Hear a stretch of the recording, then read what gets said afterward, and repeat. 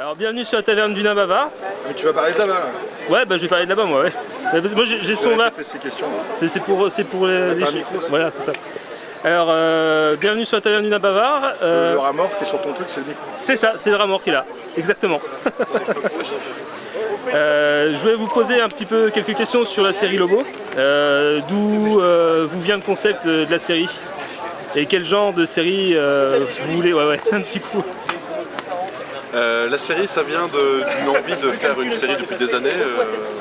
Perso, je suis sérivore, Guillaume aussi, donc Guillaume qui interprète le premier rôle et qui est aussi co-scénariste avec moi sur le projet. Et du coup, je suis arrivé, j'ai proposé à Guillaume, qui était mon professeur de théâtre quand je suis arrivé à la fac à Dijon, de m'aider sur ce projet. On s'est mis sur l'écriture, on a contacté du monde, les gens se sont accrochés au projet, le projet a pris de l'ampleur. On a contacté Brice, Brice c'est pareil, c'est rejoint au projet, je peux rien dire du tout. A rejoint Brice, c'est rejoint au projet. Voilà. D'accord. C'est comme ça que le projet est parti, d'une envie vraiment, l'amour des séries et de la science-fiction en général. D'accord. Vous pouvez nous faire un petit topic sur la série? Ouais, synopsis. Alors Lobo le pilote, parce qu'actuellement c'est le pilote. C'est l'histoire de Basile Dragoman, donc un homme totalement lambda, quelqu'un de classique, de normal, il va arriver quelque chose d'assez... sa vie va vraiment basculer de jour au lendemain. Il va être accusé à tort du meurtre de sa femme. Il va devoir se cacher.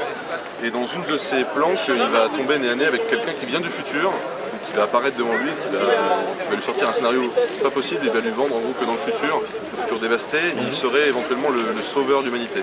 Et donc Basile, qui n'a rien à perdre, va l'écouter et donc il va partir dans le futur. Et donc il va arriver dans un futur complètement détruit. Et donc on va découvrir Dijon en 2317, donc avec Dijon dévasté, un désert immense, voilà, un peu à la Mad Max.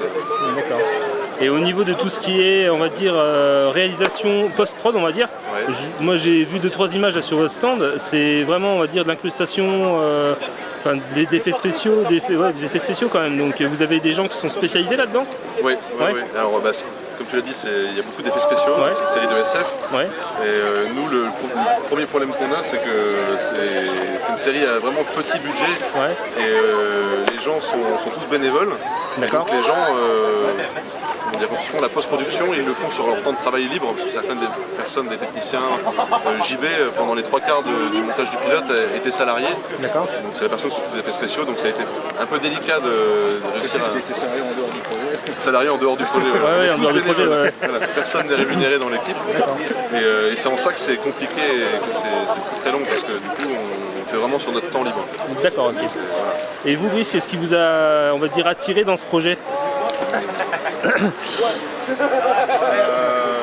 Qu'est-ce qui m'a attiré vers le projet? Ouais. Voilà. D'accord. Il n'y avait pas un aspect... ouais, je sais pas. Qu'est-ce qui m'a attiré vers le projet? L'univers, avant tout. Ouais. C'est-à-dire que quand il m'a envoyé un bout de scénario. Mais surtout, il m'a parlé de ce qu'il avait en tête, et puis des images. Alors, à l'époque, pas des images du film, mais des images de réunion, et de réflexion autour du projet, préfabrication de la navette. La navette que vous aviez commencé à construire. La machine à voyager dans le temps, ouais. La machine à voyager dans le temps. Ouais. Et voilà, et ça avait l'air, moi ce qui m'a plu, c'est que ça avait l'air passionné. Ouais. Ça avait l'air, en ce moment, pour quelqu'un comme moi, on a envie d'aller vers des projets qui ont suffisamment de motivation, qui vont aller au bout. Voilà, là il y avait de l'énergie, il y avait une vraie écriture, il y avait pas mal de choses, il y avait de la place. Et dans la série, vous jouez quel rôle? Le rôle du commissaire Tabouret. D'accord. Il y a une espèce de flic un peu fatigué, qui est déjà blasé par les choses normales. Donc là, il va arriver des choses un peu bizarres et du coup, au lieu de l'interloquer, ça le saoule. D'accord.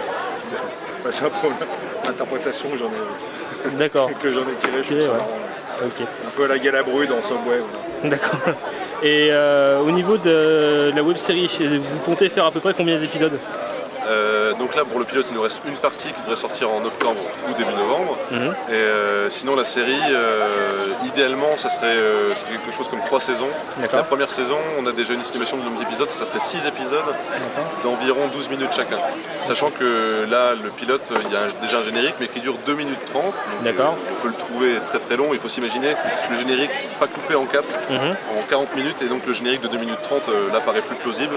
Par contre, pour la série, on va essayer de faire un générique de 30 secondes, un générique plus classique pour un format de série. Pour la saison 1, j'entends. D'accord. Et vous allez le diffuser sur quel média, sur les plateformes genre YouTube C'est ça, exactement. YouTube, Dailymotion, et on va aussi ouvrir un compte sur, j'ai oublié le troisième, Vimeo, Vimeo, et on relaie énormément par Facebook, on relaie un petit peu moins par Twitter, il faudrait le faire un petit peu plus. Mais voilà, on passe surtout par YouTube et Facebook actuellement pour relayer tout ça. Ok. Et ben je vous remercie. Merci. Merci à vous. Et puis à bientôt sur la taverne. Au revoir.